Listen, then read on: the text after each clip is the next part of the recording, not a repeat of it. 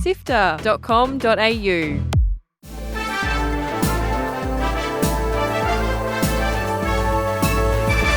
Hi, I'm Kyle Paletto. And I'm Fiona Bartholomaeus. Welcome to Walkthrough, Sifter's weekly recap on the biggest news in video games. This week, Star Wars Battlefront has a rough takeoff. We get a look at a leaked multiplayer Spider-Man game, and a bunch of former Adult Swim games have been delisted by parent company Warner, shocking their developers. Here is the news for Sunday, 17th of March. Let's go. Join the Sifter community on Discord at sifter.com.au/Discord. A trailer has just leaked for a Spider-Man multiplayer spin-off game, Spider-Man The Great Web, and boy, does it look awesome.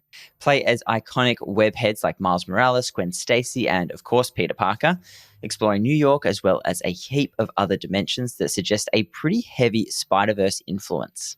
Despite the promising co-op concept, Bloomberg's Jason Schreier has reported the project was shelved in 2023. It's an interesting insight into a game that must have been so far along it had a full marketing trailer produced.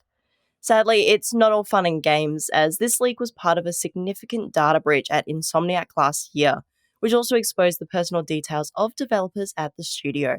It's a sad day for developers on Adult Swim, as more games are being delisted and there isn't much hope of them moving to new owners. Warner Brothers, who acquired Adult Swim back in 2022, have been sending out messages to various developers saying their games will immediately be delisted from digital storefronts. Puzzle game Small Radio's Big Televisions has already disappeared, with other games including Sound Dodger Plus and First Puncher also about to vanish. First Puncher developer Matt Kane said they've tried to get Warner Brothers to transfer their game to their Steam publisher account so it can stay active, but got a very solid no in response. According to them, Warner Brothers said it's because they've made the decision not to transfer games back to the original studios, and they don't have the resources to do so. It's important to note that these developers didn't choose to work with Warner Brothers Discovery. It's just because their publishing contracts moved over when Adult Swim Games was bought out.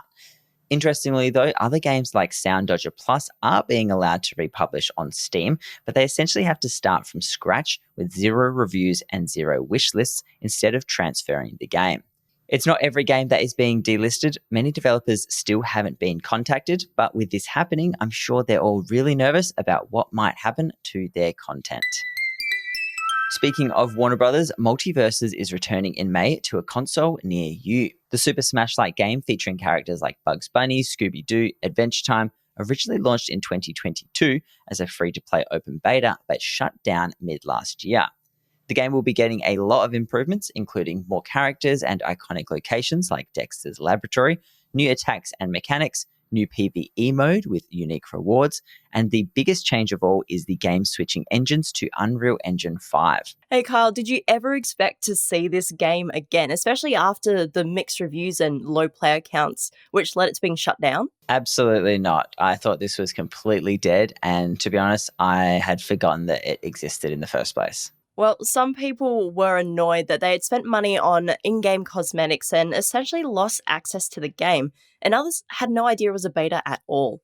Hopefully they'll get what they bought back when it launches on almost every console on May 28th. In an exciting announcement from Ubisoft, more content is on the way for its latest Prince of Persia: The Lost Crown game. The first content on the post-launch roadmap is Warrior's Path, which will include a speedrun mode, permadeath mode, and new outfits for Sargon. The second DLC, called Boss Attack, will have Boss Rush and more outfits, and the Divine Trials DLC will have new combat, platform, and puzzle challenges, as well as new amulets and, of course, more outfits. All 3 of the DLCs will be entirely free before we get one more paid DLC at the end of the year, which will be a new story. There's not a lot of details about what some of these modes are, but either way, it's exciting to get new content. So if you haven't had the chance to jump into the game, now is the perfect time.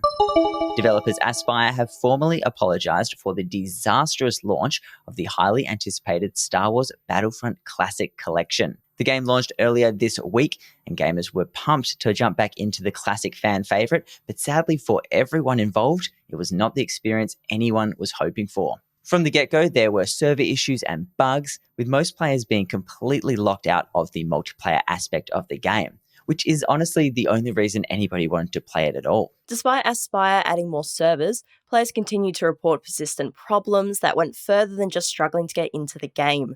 with many left disappointed by poorly executed mechanics like the clunky aiming system. The Embracer-owned Aspyr has apologised and said that the issues are due to critical network errors, promising ongoing fixes to stabilise online play. Speaking of Embracer, the mega corporation is ditching studios almost as quickly as acquiring them. This week, Saber Interactive was sold up for $247 million.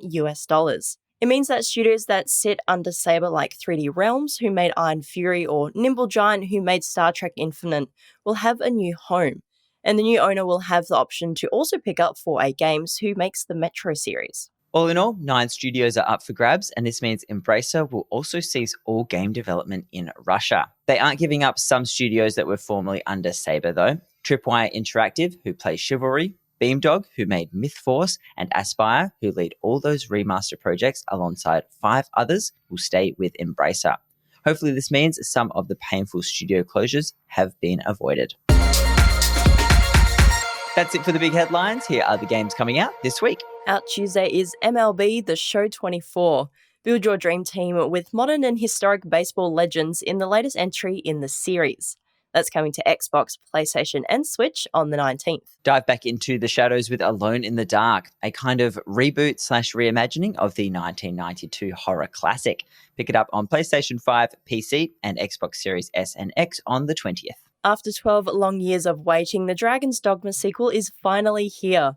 Expect a massively expanded map 4 times the size of the original, destructible environments, and a heap of new gameplay features. Dragon's Dogma 2 will be available on PC, Xbox Series S and X, and PlayStation 5 this Friday. Embark on a historic journey in Rise of the Ronin, the PlayStation 5 exclusive, out on the 22nd. Craft your character and wield katanas or firearms in a tumultuous 19th century Japan.